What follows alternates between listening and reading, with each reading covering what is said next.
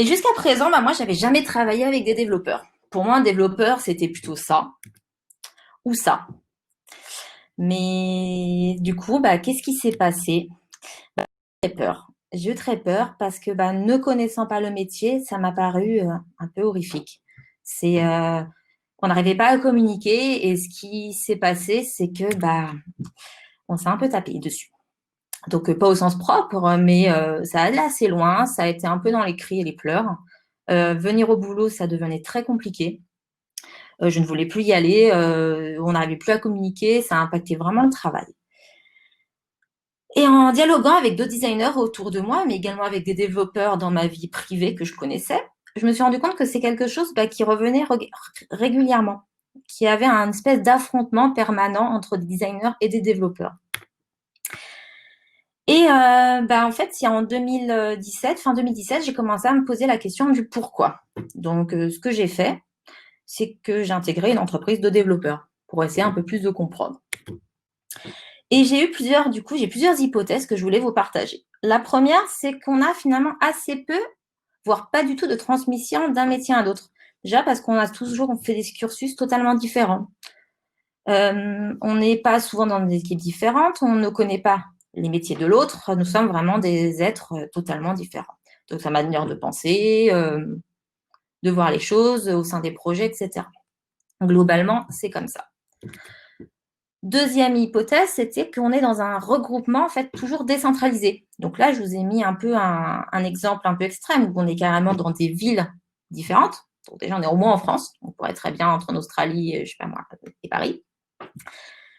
Mais ça caricature finalement quelque chose qui est même au sein des entreprises, des organisations, parce que souvent on est dans des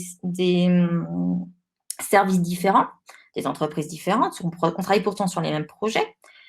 Si on a la chance d'être sur le même projet, dans la même entreprise, dans la même ville, des fois même on est à des étages différents, dans le même bâtiment, et c'est toujours très compliqué. On est toujours décorrélés l'un de l'autre. C'est as finalement. Et enfin, la troisième hypothèse que j'ai, c'est finalement nos contextes projets. Globalement, souvent ce qui se passe, et souvent ce qui est vendu, c'est d'abord on fait le design et après on développe. Ou l'inverse, on développe, puis on design. Puis bien sûr, mon préféré, on ne fait que développer. Il n'y a pas du tout de design. C'est l'équipe de développeurs avec le PO, etc., quand il y a un PO, qui gère tout. Et ça, c'est pas toujours terrible. Et donc, suite à ce que j'ai un peu mes hypothèses, je me suis dit comment on peut améliorer ça, comment finalement ça peut être une guerre, que le design, ça soit pas juste, que ça fasse vraiment partie des projets. En fait, il faut retourner aux bases. Retourner aux bases de qu'est-ce que le design? Alors, le design, c'est d'abord, idée reçue numéro 1, c'est faire du joli. Alors ça, c'est quelque chose, moi, ça fait 10 ans qu'on me dit, Cécile, viens, on va faire du joli, viens mettre un petit coup de polish. On m'a déjà vendu comme ça. Mais en fait, non. En fait, faire du design, c'est un peu comme tout, c'est des processus de conception. C'est souvent très itératif et on a plein d'étapes à passer les unes après les autres, et ce, quel que soit le support, qu'on fasse du print ou du numérique, ou même qu'on design tout ce qui est pour la voix. Alors là, c'est un schéma qui est assez utilisé. Donc, on a plein de manières de faire. Mais donc, il y a par exemple celui-ci avec différentes étapes, planification, exploration, idéation, génération, évaluation. On peut revenir là-dessus tout à l'heure. Alors, ce n'est pas un modèle unique. Bien, je pensais qu'il y en a plein. Sans doute, tu as déjà entendu parler de design sprint, design thinking, design de service, etc. À chaque équipe, à chaque contexte, il y a un process différent. Mais ce qui est important, c'est vraiment il y a un processus et ça ne sort pas comme ça du chapeau. Deuxième idée reçue, de toute façon, le design, c'est du bon sens. De toute façon, être UX designer, c'est juste faire preuve de bon sens. Hein. C'est logique tout ça. En fait, le design, c'est pas exactement ça. En fait, c'est surtout se référer à des principes d'ergonomie basés sur la psychologie. Donc, il y a des principes d'ergonomie qui sont assez universels. Donc là, par exemple, la Gestalt, donc c'est vraiment la psychologie de l'image, ce qu'on voit. Donc, c'est un certain nombre de principes qui vont faire que l'utilisateur va pouvoir comprendre, que son œil va pouvoir comprendre ce que vous voulez lui véhiculer. Par exemple, il y a la loi de la proximité qui dit que deux éléments qui sont côte à côte, s'ils sont côte à côte géographiquement, ils sont côte à côte aussi ensemble dans ce qu'ils font. Par exemple, si vous avez un article, un journal, le titre est à proximité de l'article. Et pas le titre n'est pas à proximité de l'article d'à côté. Pareil, quand on parle de similitude, c'est que deux éléments qui ont la même tête, qui se ressemblent fondamentalement, ont le même comportement.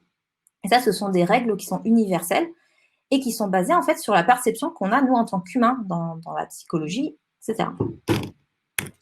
Et enfin, le mot préféré, c'est de toute façon, on connaît déjà nos utilisateurs. Alors ça, c'est les clients généralement qui le disent. Pourquoi on va pas faire de recherche? On connaît déjà nos utilisateurs.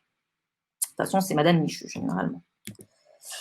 Eh ben non, parce que c'est pas si simple de dire on connaît nos utilisateurs. C'est pas parce que on a un produit, par exemple, qui fonctionne depuis longtemps qu'on les connaît nécessairement. Il faut vraiment aller les voir. Il faut aller les rencontrer, dialoguer avec eux pour les connaître et les comprendre.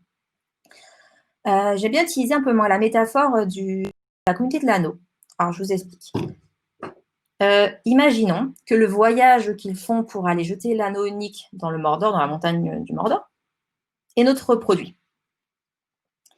Et ce produit est notre produit. Et du coup, les 9 membres de la communauté de l'anneau, ce sont les différents utilisateurs de ce produit. Alors déjà, ils n'ont pas tous la même espèce. On a des humains, on a un nain, des hobbits, un elfe et un magicien. Donc, ils ne sont pas la même espèce, ils n'ont pas les mêmes caractéristiques, ils n'ont pas le même âge, ils n'ont pas les mêmes besoins, ni les mêmes envies. Ils ne font pas tous le trajet. Ils n'utilisent pas tous le produit dans le même but, avec le même objectif. Et ça, en fait, finalement, à la fin du premier tome, c'est quelque chose qui se ressent parce que le trajet qui avait été décidé dès le départ, où vous étiez tous ensemble, ne correspondait pas à chacun des utilisateurs. Donc, on a vraiment eu il y a eu une friction, une vraie friction, et ils ont quitté. Du coup, une grosse partie a quitté finalement le produit.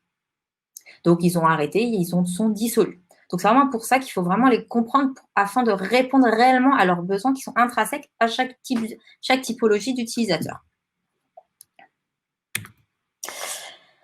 Et donc là, je vous ai un peu parlé de ce que c'est le design, un peu des définitions. Mais du coup, quand je vous parle de design par l'équipe, quand je dis équipe, qu'est-ce que j'entends par là? Déjà, quelle équipe? Alors bon, déjà, facile, je suis designeuse, donc déjà, moi, je suis dans l'équipe. Un designer, après, product owner.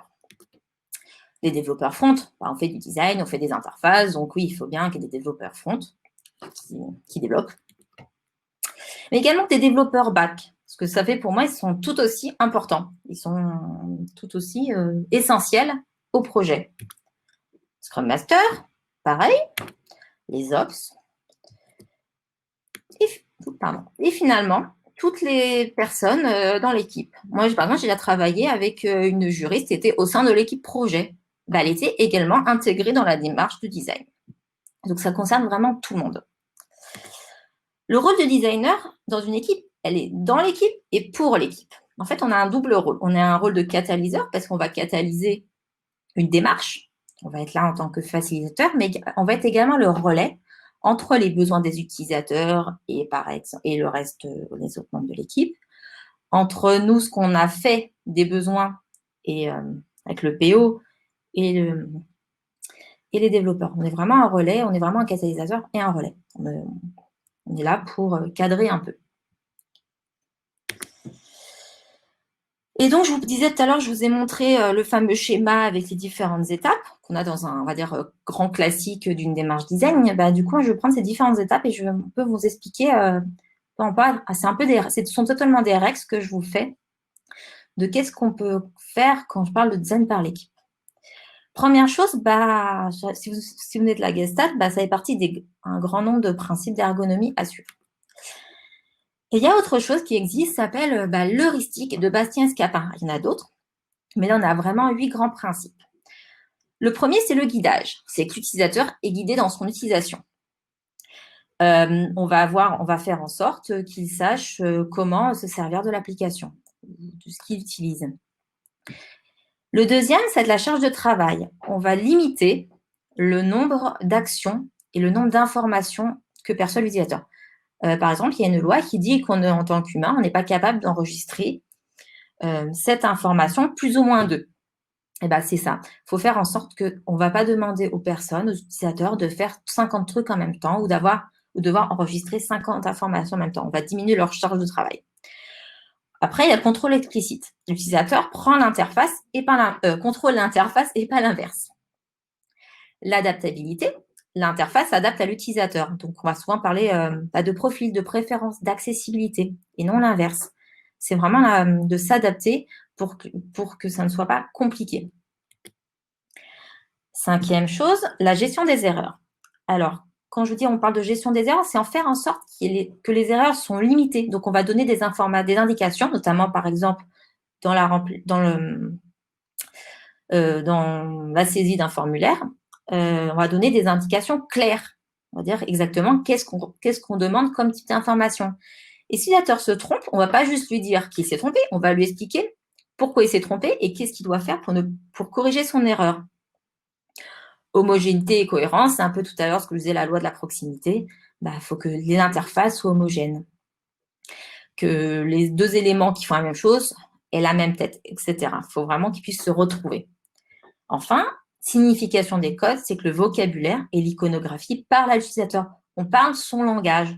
Et c'est valable quel que soit le domaine. Si on est sur de l'application de gestion métier, on utilise le langage métier. Et enfin, la compatibilité, c'est l'interface s'adapte à la vie réelle des utilisateurs. Chose toute simple, un utilisateur, par exemple, il va sur une application mobile pour écouter de la musique. Sa vie réelle, ça va être d'aller dans le métro. Et il ne faudrait pas que la connexion, en perdant la connexion, il arrête d'écouter de la musique. Voilà.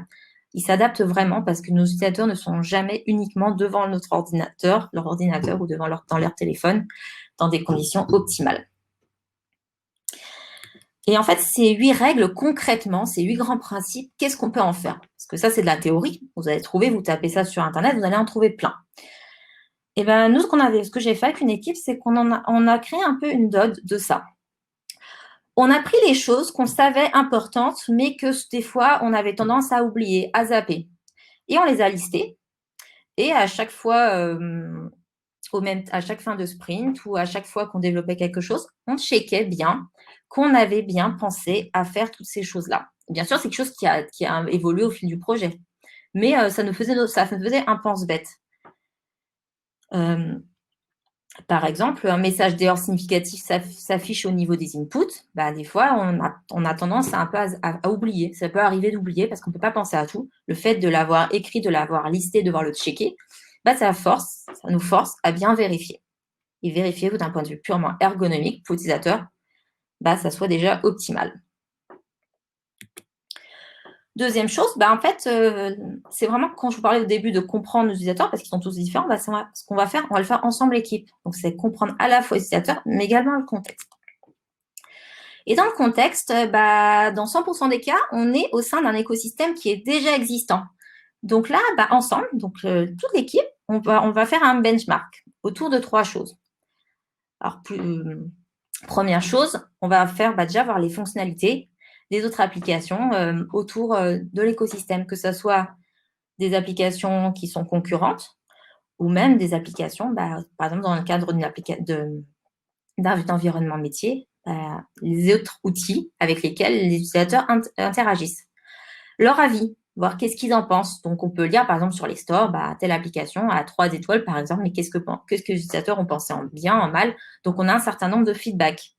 Et enfin, techniquement, les autres applications, elles sont développées on parle de quoi? D'applications iOS, d'applications Android, de natifs, d'hybrides, quels sont les langages utilisés, les API, etc. L'idée, c'est pas de dire on va faire comme le voisin, mais de voir qu'est-ce qui existe déjà. Pour bien comprendre, en fait, pourquoi aussi se poser la question, mais pourquoi ils ont fait ce choix-là? Parce que des fois, on peut avoir des réponses à des questions qu'on se pose assez facilement. Donc, c'est vraiment comprendre son écosystème pour s'y inscrire facilement dedans. Deuxième chose, c'est quand je parle d'aller voir, c'est faire des interviews et du shadowing. Donc, c'est vraiment aller à la rencontre des utilisateurs pour les observer et les interviewer. Donc, quand je parle de shadowing, c'est vraiment se mettre tel un une ombre derrière l'utilisateur et l'observer de manière active sans interférer avec lui, vraiment dans l'observation pure. Et aller faire des interviews, c'est vraiment des entretiens, c'est faut avoir une conversation, leur posant un certain nombre de questions. Et ça va permettre du coup de comprendre leur contexte, mais également les problématiques. Donc ça, c'est purement pour le besoin, on va dire, de fabrication, de production. Mais c'est surtout, pour ça que pour moi, c'est le plus important, c'est que pour la raison pour laquelle l'équipe doit être vraiment, toute l'équipe, avec un contact direct avec les utilisateurs, au moins une fois, et leur poser des questions, les voir, savoir mettre un visage. C'est vraiment pour un objectif de création d'empathie. Parce que c'est beaucoup plus facile de concevoir, de faire de la qualité pour des personnes qu'on connaît, qu'on identifie, et pas juste un numéro ou les utilisateurs. On va créer, par exemple, pour Véronique ou pour des gens qu'on connaît, donc qu'on a déjà réellement vu leurs vraies problématiques. Et qu'on se mène des entretiens, donc que ça soit en guérilla ou non. Alors en guérilla, c'est qu'on fait du guérilla, c'est qu'on n'a pas de budget ni temps ni budget argent, généralement c'est lié. Donc c'est pour caricaturer, c'est je vais dans la rue et j'interviewe les gens qui passent par là. C'est vraiment du micro-trottoir. Et quel que soit qu'on le fasse en guérilla ou non, il y a toujours 3 étapes. Donc la première, c'est la préparation, suivie de la passation et de la restitution. Première chose, la préparation. Donc, ce qu'on va faire, c'est qu'on va recruter des personnes à interviewer. Donc, si par exemple, on fait de l'applicatif métier, c'est souvent un peu plus facile parce qu'on les a sous la main, même s'il y a des problématiques, il ne faut pas les sortir de prod, etc. Mais on les a sous la main. Si c'est du B2C, on peut avec un petit peu de débrouillardise, en trouver, se servir notamment si c'est un service marketing, une mailing list ou quelque chose, des réseaux sociaux pour recruter. Et ce qu'on va faire, c'est surtout préparer un guide d'entretien. Donc, ça va être une série de questions qui sont en entonnoir, donc du plus général au plus particulier. Donc, le plus général, par exemple, c'est où habitez-vous ou que faites-vous dans la vie? Au plus particulier, que pensez-vous de cette X fonctionnalité? Et ce guide d'entretien, on va toujours le faire autour de 3 choses. Avant tout, on va définir l'objectif des entretiens. Qu'est-ce qu'on va avoir comme information? Pourquoi on en fait? C'est pas juste pour sortir et dialoguer. C'est quel est l'objectif? Qu'est-ce qu'on veut à la fin obtenir? Et qu'est-ce qu'on va faire avec, du coup, des informations, mais qu'est-ce sera le livrable à la fin? Est-ce que ça sera juste un petit compte rendu dans un mail ou quelque chose d'un peu plus abouti? On va aussi créer notre fameuse grille de questions. Donc, c'est toute l'équipe ensemble lors d'un atelier, par exemple. On va faire attention aux questions personnelles qu'on va poser. Il faut vraiment éviter d'être intrusif parce que ça risque de braquer les personnes qu'on interviewe. Et du coup, toujours se poser la pertinence des questions. Parce qu'un interview, ça demande un petit peu en moyenne, c'est entre 45 minutes et 1 heure, un interview correctement, qui se passe bien, si on a un one-to-one ou même au téléphone, et ça passe très vite. Et il faut vraiment poser des questions qui nous sont utiles. Et donc, et on récupère également un grand nombre d'informations, donc il faut vraiment éviter de créer des interférences. Après, on va passer aux fameuses interviews. Alors, il y a toujours les règles de déroulé, quelle que soit l'interview, sont toujours les mêmes. Toujours poser des questions ouvertes, donc on évite d'avoir des réponses oui-non. Laisser parler surtout. Et comme on laisse parler, il faut écouter l'interviewé. Et ne pas hésiter à reformuler les réponses afin de bien valider qu'on a bien compris. Vous avez dit ça. Alors, si j'ai bien compris, vous avez dit ça, et la personne, souvent, elle rebondit dessus et elle va ajouter des précisions. Et le plus important, c'est de noter les verbatims des interviewés tels qu'ils le disent. Parce que si on écrit déjà là, si on écrit directement l'interprétation de ce qu'on a dit, et tout de suite, on fait déjà une première interprétation. Après, on va relire ces interviews. On va sans doute faire une seconde interprétation. Donc, on risque de perdre la qualité de l'information dès le départ. Donc, vraiment écrire les verbatims. La petite astuce, c'est également d'enregistrer la session en ayant bien sûr demandé l'autorisation avant. Et enfin, on va les restituer. Donc, l'idée, c'est vraiment de faire une synthèse de chaque entretien, d'analyser et croiser les résultats et surtout de les partager. Parce qu'on parle toujours de partage. Donc, un des outils que vous devez sans doute connaître, c'est le persona. Donc là, c'est un persona plus de l'applicatif métier. Donc, suite, donc là, dans ce cas-là, suite aux entretiens où toute l'équipe de développeurs est venue chacun un, les uns après les autres, ils ont tous participé à des interviews, ils étaient tous faits en paire, en duo. On s'est réunis, on a décidé ensemble du persona. Donc, on a choisi un nom, on lui a trouvé un nom. C'est un peu ce qui a synthétisé les différents entretiens. Et là, je vous parle un peu d'application métier, ce que je disais tout à l'heure, un benchmark. On va également écrire les outils utilisés. Parce qu'une application métier, les outils sont souvent du sur-mesure, utilisés que dans l'entreprise et ne parlent pas. Donc, ça va nous servir également de référentiel. Voilà. Autre livrable qu'on a, c'est l'expérience map ou toute autre cartographie de l'expérience. Il en existe plein d'autres. Et là, c'est vraiment l'expérience, son utilisation, elle s'inscrit toujours au sein de la réalité, d'un vrai parcours.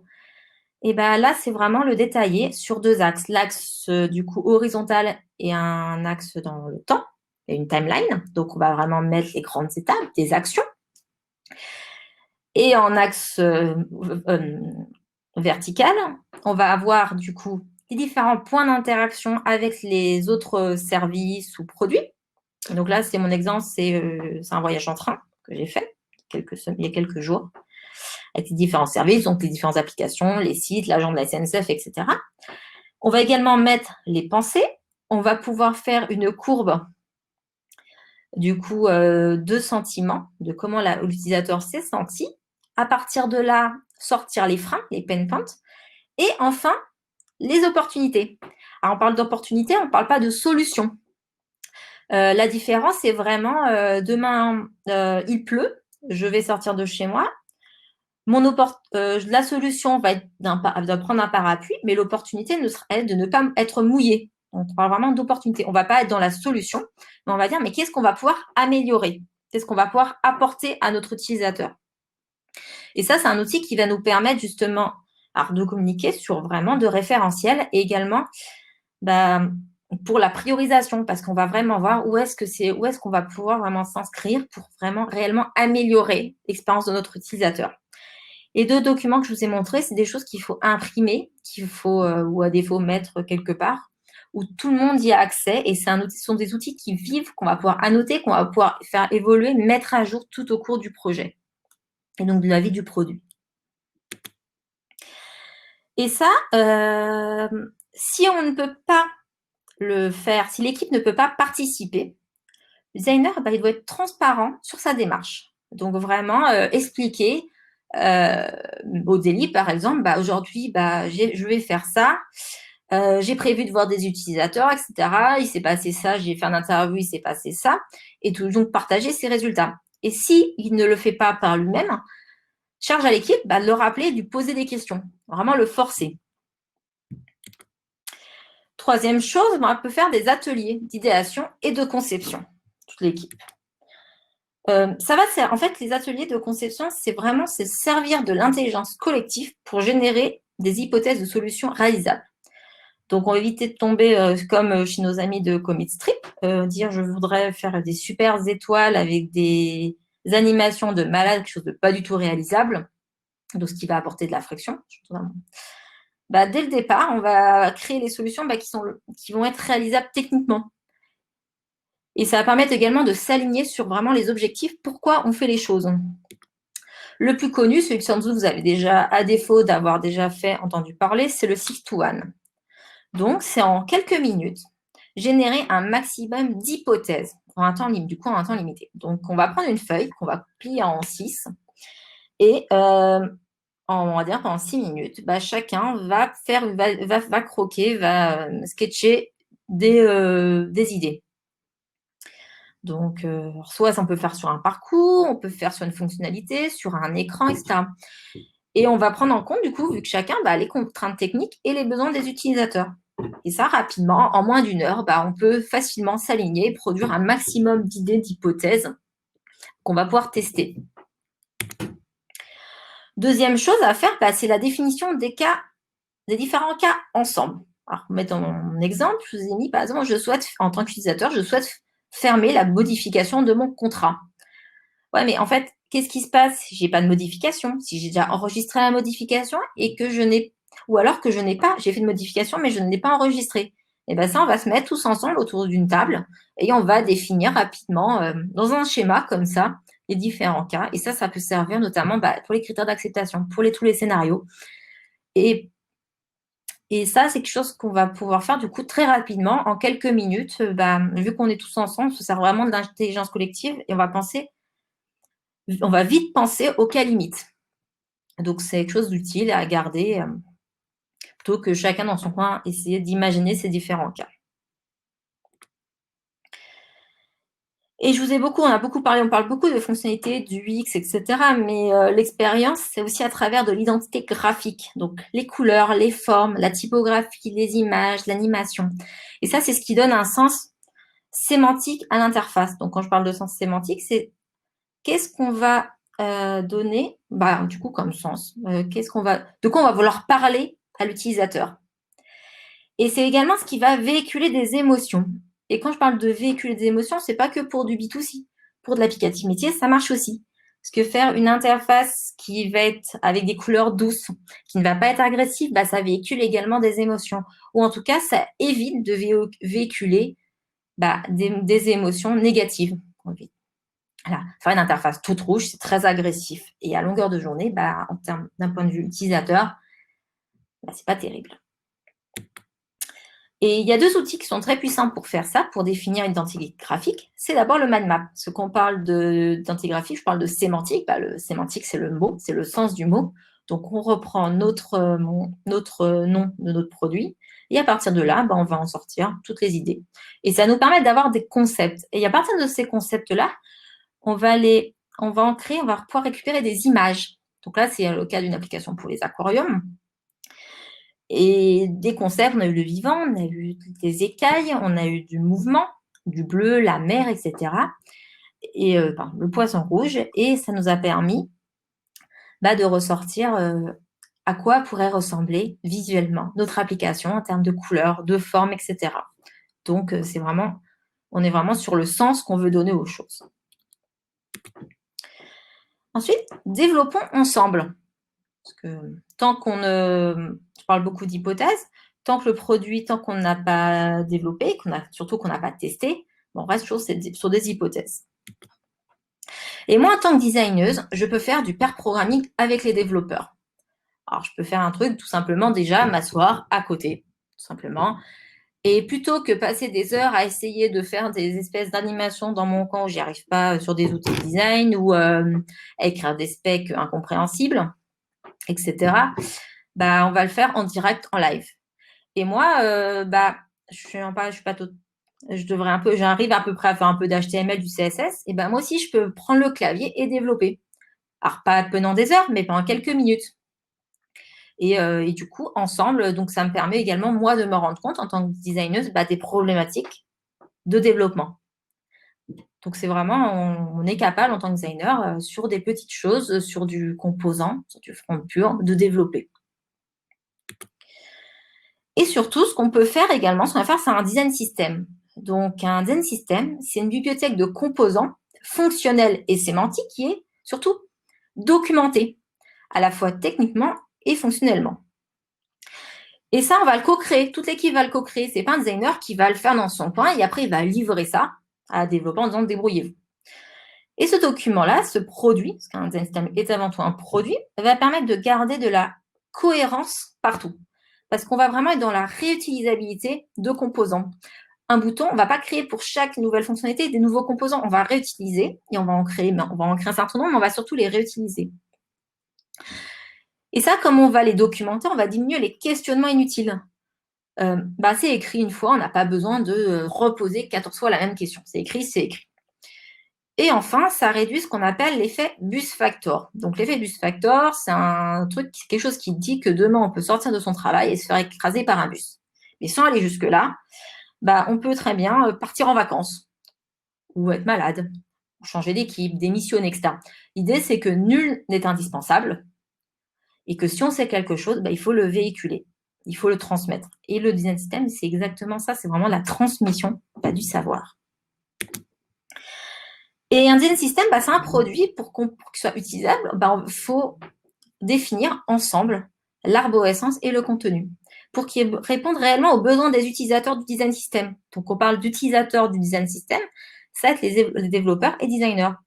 Parce que s'il n'est pas utilisable, il ne sera pas utilisé. Donc, on va investir du temps, de l'énergie pour quelque chose qui ne sert à rien.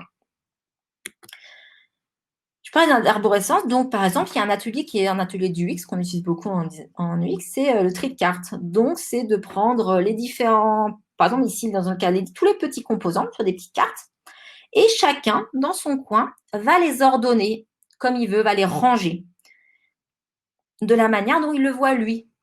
Parce qu'on n'a pas tous la même manière, on n'a pas tous le même modèle de pensée, la même manière de chercher les choses. Et en faisant ça, on va confronter les différents résultats. Et ça va nous permettre d'avoir vraiment l'interface qui est la plus cohérente et qui répond le mieux aux besoins des personnes qui utilisent. Parce qu'il va savoir, ça sera logique. Pourquoi ça sera logique, par exemple, de chercher une chips dans une molécule, alors que si c'est moi, par exemple, en tant que designeuse qui avait tout décidé toute seule sans demander l'avis des utilisateurs, pour moi, c'est peut-être logique d'avoir un select qui soit catégorisé en input, mais ce n'est pas nécessairement le cas pour tout le monde. Voilà. Donc, c'est vraiment se mettre, décider ensemble de comment on organise les choses. Et l'autre chose, un design system, c'est un produit, donc c'est par essence quelque chose de vivant, et ça évolue. Et on ajoute totalement des composants. Sauf que créer un composant, totalement, c'est quelque chose qui a un coût. Donc, on ne va pas créer un composant à chaque fois. Alors là, c'est un exemple, ce qu'on avait fait sur une ancienne, sur un ancien projet, c'est qu'on s'était posé la question, je sais pas, qu'il y avait un nouveau composant, en fait, on l'a combien de fois? Si on l'avait 3 fois et plus, on en crée un nouveau. Et la question ne se posait pas. Et si ce n'est pas le cas, si on l'avait qu'une fois, là, on réutilisait quelque chose de déjà existant. Donc, par exemple, une bibliothèque externe, comme Material, Buma, etc. On prenait, par exemple, un input texte, il n'avait pas la tête qu'on voulait, mais il fonctionnait. Fonctionnellement, ça allait, en attendant. Ou alors, on utilise quelque chose qu'on a déjà développé, qui n'est pas exactement le même, mais qui peut faire le job. Alors, peut-être pas à 100%, mais au moins à 75%. Et ça va nous permettre, en fait, de tester. On va le tester, on va le valider, on va voir si on en a besoin à d'autres reprises. Et dès qu'on voyait qu'on l'avait 3 fois, on se disait, c'est bon. Ce composant, il a été testé. On a validé. D'ici 2 jours, il ne va pas être supprimé. Donc, on peut investir du temps, de l'énergie à le créer. À partir de ça, le créer, on faisait une refacto. Et du coup, on testait comme ça nos composants envers les utilisateurs finaux. Et ça arrive, ça peut arriver également qu'on se rende compte ce qu'on avait réutilisé quelque chose, finalement, ça marche très bien. On n'a pas besoin de créer et il fonctionne très bien. Et enfin, on va tester. Je parlais du coup de test il y a quelques secondes au niveau des composants. On va tout tester, depuis l'idée, depuis le concept, jusqu'au produit en prod, développé. Et ce qu'on fait souvent, ce qui est le plus connu, c'est vraiment le test utilisateur. Donc, ça va être, en fait, l'idée, c'est vraiment de mettre en situation l'utilisateur final pour observer son comportement, afin de valider et invalider des hypothèses, tester l'utilisabilité du système et surtout mieux comprendre l'usage réel. Parce que c'est vraiment qu'en voyant l'utilisateur se servir de l'application, quelle qu'elle soit, qu'on se rend bien compte de comment il s'en sert. Et ça va nous permettre, on va pouvoir itérer dessus. On va pouvoir avoir des retours, des choses de qualité qui sera autre qu'un manager, un client qui dit moi j'aime bien ou j'aime pas. Et pour faire ça, ce qu'un designer va faire, mais que n'importe qui peut faire, c'est préparer ce qu'on appelle un plan de test. Donc, on va prendre dans nos fameux plans de test, on va dire qu'est-ce qu'on teste. On va donner des objectifs pour qu'on teste, qui sont les utilisateurs qui vont tester notre produit. L'équipement dont on a besoin pour ne rien oublier. Donc, par exemple, là, j'ai dit il fallait pas que j'oublie de faire ma grille d'observation, ma grille de questions. Les différentes tâches et scénarios du test. Parce qu'on va dire à l'utilisateur, on va le mettre dans un cas réel. On ne va pas lui dire j'aimerais bien que tu cliques là, là, là. On va dire je voudrais que tu effectues cette tâche-là. Par exemple, sur mon scénario là pour mon exemple, je veux qu'il me rajoute un poisson et une crevette bambou dans un aquarium d'eau douce de 160 litres et qu'il effectue un diagnostic. Je ne lui dis pas ce qu'il doit faire. Je ne dis pas comment le faire, je lui demande juste de faire quelque chose et je vais voir s'il y arrive tout seul, sans aide. Et bien sûr, la procédure du test, les différentes étapes, depuis le bonjour jusqu'au au revoir. Et ça, je le partage à l'équipe, ce qui fait que je peux le faire, moi je peux le faire, et bien sûr les responsabilités, j'ai oublié d'en parler. Qui fait quoi lors du test? Moi, en tant que designer, je vais mener le premier test. Et pendant ce temps-là, mon binôme développeur va observer de manière active. Et on peut imaginer qu'au test d'après, on inverse les rôles. Tout le monde est capable de faire tester une application à un utilisateur final. Voilà. Et l'autre chose qui est moins connue, mais qui est pour le coup assez simple à mettre en place, qui apporte pas mal de choses, de matière, c'est les échelles d'utilisabilité.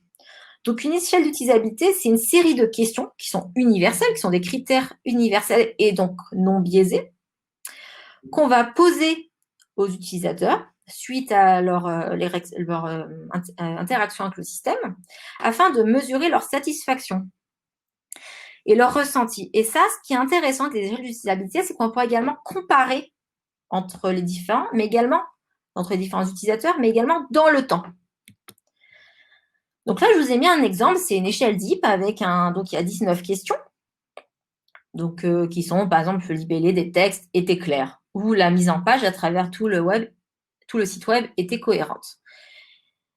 Et si on le pose, imaginons à chaque nouvelle mise en prod un panel d'utilisateurs, on va pouvoir du coup assez facilement exporter par exemple des diagrammes et comparer les résultats, voir où ça avance. Et ça, souvent, les décideurs, les managers, etc., ils aiment bien parce que c'est visuel, parce que ce sont des chiffres, ça leur parle. Et ça, clairement, on n'a pas besoin des designers pour mettre ça en place. Parce que à analyser, c'est pas très compliqué, c'est très bien documenté. C'est tout simplement envoyer un formulaire, par exemple sur un Google Form, ou suite, si on fait un test en réel ou qu'on a nos utilisateurs sous la main, pourquoi pas même leur imprimer la feuille, leur demander de cocher. Donc, c'est pas du tout compliqué. Et ça sert à faire du suivi pour monitorer, pour voir où est-ce qu'on pêche ou pas, où est-ce que ça s'améliore, etc. Sur un certain nombre de critères universels. Et ces différentes choses dont je vous ai parlé, en fait, c'est pas les uns après les autres. C'est pas uniquement les unes après les autres. On va le faire de manière itérative, au sein de travers du projet, des sprints, des petites fonctionnalités. Autant on peut faire de la recherche utilisateur au sens large pour vraiment comprendre le besoin intrinsèque, le besoin macro des utilisateurs, mais on peut également le faire sur de la petite fonctionnalité. Pareil, on n'est pas obligé de tester toute l'application, on peut juste même tester tout simplement un tout petit morceau d'écran, lui demander qu'est-ce qu'il en pense, etc. Faut vraiment toujours, faut pas se dire que c'est toujours, c'est vraiment au sein du projet, quelle que soit l'échelle. Et pour moi, j'ai aussi identifié une 6e chose, et là, c'est le partage au quotidien. On est beaucoup sur de la méthodo, sur chacun son métier, mais son métier, c'est pour que les autres s'en imprègnent, il faut le partager. Donc, j'ai identifié vraiment trois niveaux de difficulté.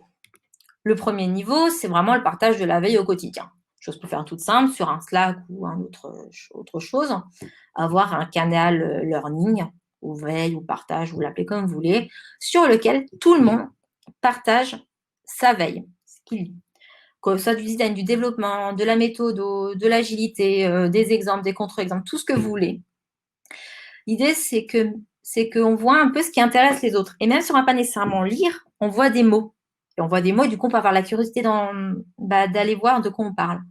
Et ça, c'est vraiment l'idée, c'est d'éveiller un peu, déguiser un peu le savoir et la curiosité de chacun. La deuxième chose, c'est le daily learning. C'est qu'en plus des habituelles questions qu'on se pose lors d'un daily, on peut rajouter la question qu'est-ce que j'ai appris depuis hier?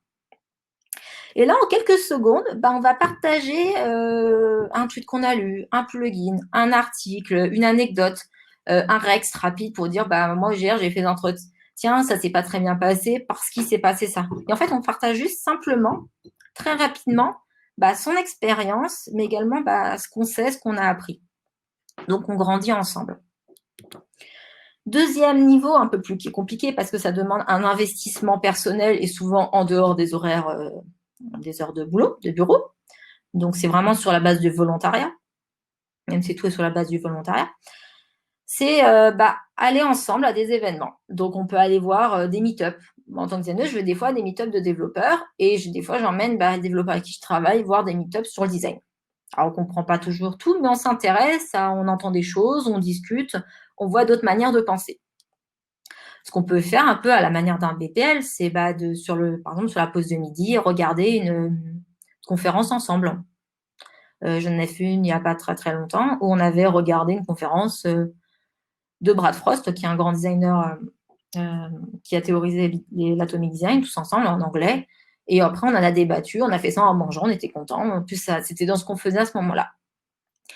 Ce qu'on peut également faire, c'est aller voir, par exemple, des sorties d'exposition sur d'autres sujets qui peuvent avoir un lien ou pas avec le sujet sur lequel on travaille. Mais l'idée, c'est aussi de s'intéresser à d'autres choses ensemble, de s'ouvrir toujours l'esprit, de partager, de pouvoir comparer son avis et se confronter. Et bien sûr, les fameuses sorties d'équipe, aller boire des bières, imaginons, on peut faire un week-end à la plage, aller au ciné, etc. Mais l'idée, c'est vraiment de partager ensemble, toujours sur la base du volontariat, pour un peu s'ouvrir les chakras. Et enfin, c'est le niveau 3, celui finalement qui va demander le plus d'efforts personnels, mais qui, à mon sens, presque le plus intéressant, c'est que au sein des sprints, donc au sein du projet, faut que ça soit bien sûr pris en compte dans le planning, parce que ça demande du temps, c'est qu'on organise des mini-sessions de formation de quelques minutes. On peut dire un quart d'heure. Cette semaine, par exemple, à 14h après la pause déj, pendant un quart d'heure, on va ensemble creuser un sujet. Moi, je vais vous présenter, par exemple, ce que c'est l'agilité. Ou qu'est-ce que c'est des tests utilisateurs. Ou en tant que développeur, moi, on parle beaucoup de tests. Qu'est-ce que c'est un test? Donc, l'idée, c'est vraiment de choisir un sujet ensemble, de définir pourquoi on fait ça, quels sont les objectifs, qu'est-ce qu'on attend à la fin. Après que la personne ou les personnes préparent et que ça soit vraiment au sein du projet. Donc, vraiment pris en compte. Et l'idée, c'est de grandir ensemble. Mais vraiment, toute l'équipe. Et on me dit, c'est bien joli tout ça, mais on fait quoi quand mon équipe, c'est ça, qu'il n'y a pas de designer. S'il n'y a pas de designer, c'est pas très grave en soi. Moi, ça m'empêche pas de dormir. J'aimerais préfère qu'un designer soit les projets, mais souvent, c'est pas le cas. Il y a plein de choses. Dans tout ce que je vous ai montré, on n'a pas besoin nécessairement d'être designer, d'avoir un designer pour le faire. Ça demande peut-être un peu d'implication, mais il y a plein de micro-choses. Un développeur est tout à fait capable d'aller voir des utilisateurs pour les interviewer, pour leur poser des questions.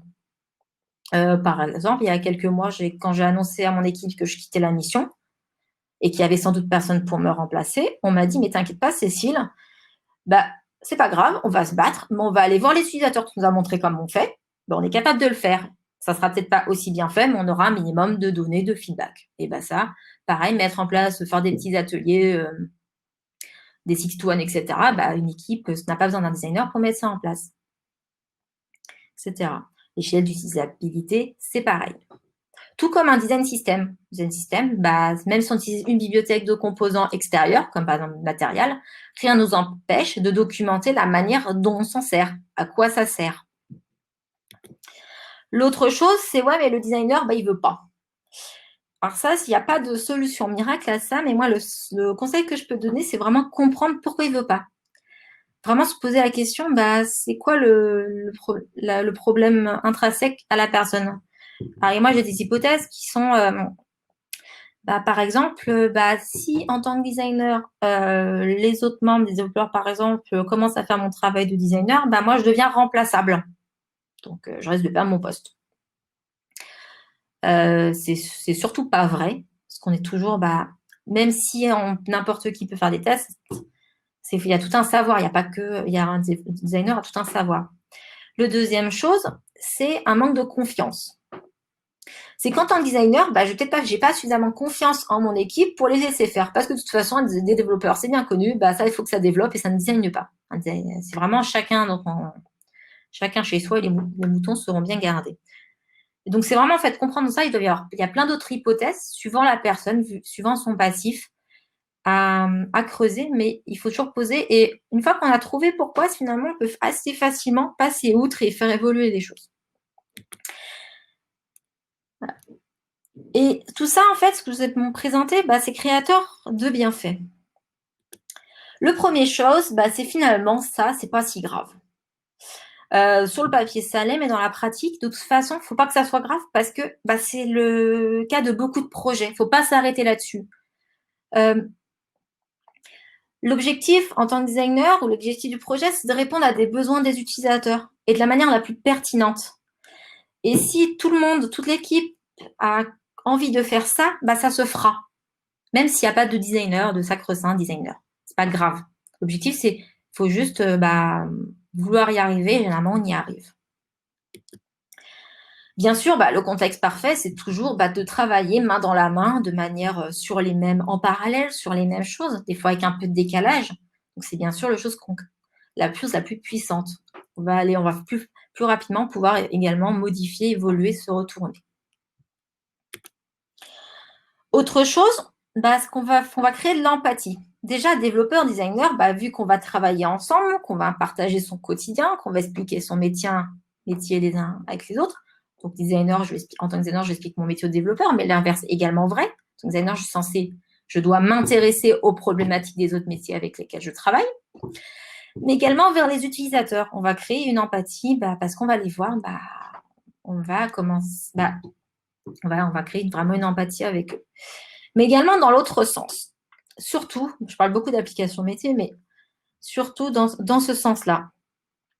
Parce que en tant que designer, je crois que je suis pas trop courte, pardon.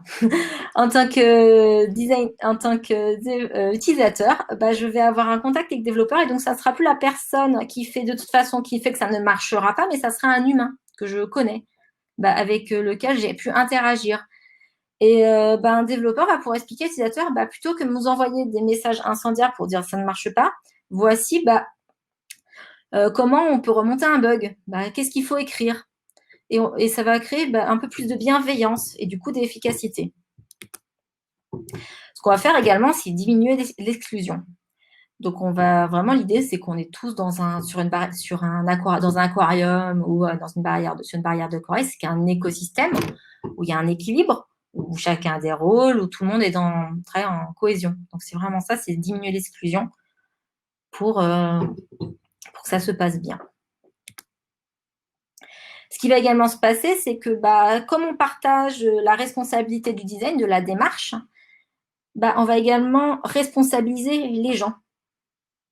Et quand on responsabilise, ça va vers la qualité. C'est vraiment ça. On ne se dédouane plus. On ne dit plus, de toute façon, c'est le développeur, il veut pas, ou c'est le designer, il fait pas d'effort. On est tous embarqués dans le même bateau et du coup, ça va vers la qualité. Et finalement, tout ça, ça participe au bien-être de l'équipe. Parce qu'une équipe qui se parle, qui travaille ensemble, qui est avec des profils qui sont complémentaires, généralement, ça se passe très bien et on est beaucoup plus heureux pour y aller. Et moi, depuis que je fais ça, je vous retourne en 2017 où aller travailler, c'était devenu l'enfer.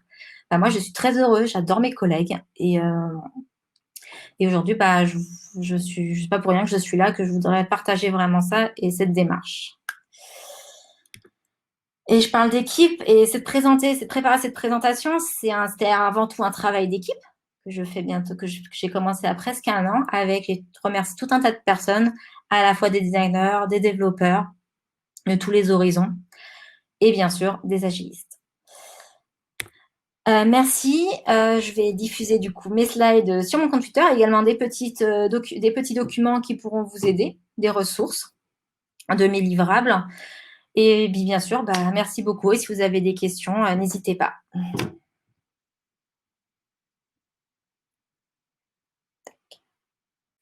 Eh bien, merci beaucoup, Cécile. Intervention très intéressante. Ça m'a rappelé, en tant que développeur back, la conception d'une API qui est complètement tombée à l'eau parce qu'on a parlé aux designers. Voilà, enfin bref, de très bons souvenirs. Alors, est-ce qu'il y a des questions? Alors, Je vais me remettre sur le chat, hein. Je vais voir si des gens... Vous pouvez lever la main. Je peux vous faire monter sur scène. Alors, dans l'onglet questions, j'ai rien. Ah, voilà, j'ai l'impression.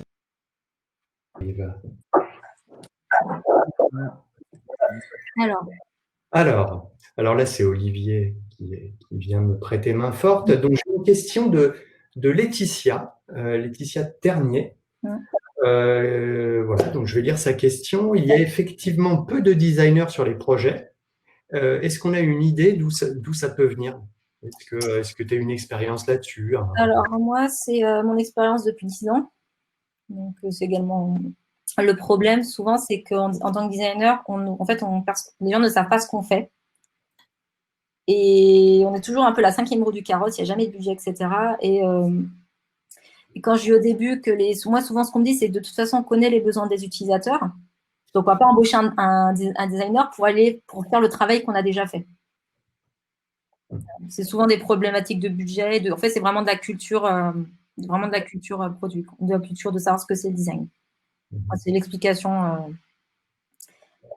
Et c'est un vrai problème, en fait. Et à titre personnel, j'en ai un peu marre de travailler sur des projets qui servent à rien, d'arriver en cours sur des projets qui servent à rien, parce qu'il y a des gens dans des tours au 50e étage d'un bâtiment. Oui. La phrase n'a pas trop de sens, mais je sais pas. Qui ont pondu des specs sans être descendus dans leur tueur d'ivoire et qui ont imaginé des choses qui répondent à zéro besoin. Et moi, c'est ce qui m'est déjà arrivé d'arriver puis de se rendre compte sur un projet où ça fait 6 mois, 1 an qu'on développe quelque chose qui ne sert à rien. C'est déprimant. Oui, la quête de sens, c'est un peu compliqué. Ouais. Je ne sais pas si ça a répondu à la question. Alors, pas de retour sur le chat. Est-ce qu'il y a d'autres questions? Le temps qu'elles arrivent ou que des gens lèvent la main, ouais, je peux partager mon expérience. Là, ça fait à peu près 1 an et demi que j'aide une équipe de développement de 10 personnes. Il y a 10 développeurs, enfin un développeur, product owner, etc. Et quand je suis arrivé, il n'y avait pas de designer, mais zéro. Oui. Et oui, il y avait quelques problèmes d'expérience utilisateur sur l'application. C'est toujours le cas. Mais pour rebondir, moi l'année dernière, j'étais Noco, on a vraiment mis ça en place. Tout ça, c'est du Rex. C'était une grosse partie du Rex de cette expérience. C'était chez une grosse DSI, toute poussiéreuse, une grosse boîte, un vieux dinosaure où ils n'avaient jamais vu de designer. Et moi, j'ai un développeur back qui est venu en atelier, en interview, qui m'a dit ça fait 4 ans non, ça fait 6 ans que je suis là, que je développe des API, je n'avais jamais su à quoi elles servaient. Aïe, aïe, aïe, my God. Il a revu toute sa vision et bizarrement, les API du jour au lendemain, elles ont commencé à fonctionner davantage mieux. Oui, c'est bizarre, hein. Alors, est-ce que nous avons des questions? Personne n'a envie de venir parler avec nous, monter sur scène? Il y a Mathieu Perrault. Ah oui, alors j'ai une question. Alors, j'ai pas vu la question de Mathieu. En revanche, j'ai une question de Alex Gon. Donc, je lis la question. Que faire quand le rôle du designer est réduit au rôle de maquetteur? Est-ce que tu as été déjà confronté à ça? Est-ce que tu as un retour d'expérience? Quand je vous parlais en fait, c'est la même expérience. Quand moi je suis arrivée, je cite exactement la raison pour laquelle on m'a envoyé. C'est de un, c'est l'équipe de dev qui avait demandé à avoir un designer parce qu'il s'en sortait pas, il savait pas. Et on m'a envoyé pour 2 semaines en mission pour, je cite, mettre un petit coup de polish. En gros, pour leur dire où est-ce qu'ils mettent le bouton ou la navigation, est-ce qu'on la met à gauche, à droite et le bouton on met bleu ou orange. C'est à peu près l'idée. Et en 2 semaines, on ne peut pas faire ça en tant que designer, ou alors ça n'a aucun sens. Donc, ce que j'ai fait, c'est que j'ai audité ce qu'ils avaient fait. Donc, je me suis servi de grilles, de manière, j'aurais sorti tout un tas de magnifiques diagrammes, des schémas, des machins et compagnie. J'ai bien fait, sorti des chiffres. Et je leur ai prouvé par A plus B, ce qu'ils avaient fait, ça ne marchait pas parce que, pourquoi ça ne marchait pas. Et ils ont vu, en fait, ils se sont dit, finalement, un designer, c'est peut-être un peu utile. Et en rentrant comme ça en fait, l'idée, c'est vraiment de mettre le pied dans la porte vraiment la technique du meet and import, prendre un chose d'assez petit, montrer pourquoi ça ne marche pas, et pas juste dire ça ne marche pas. Moi, c'est comme ça que je procède. Voilà. Ok, merci.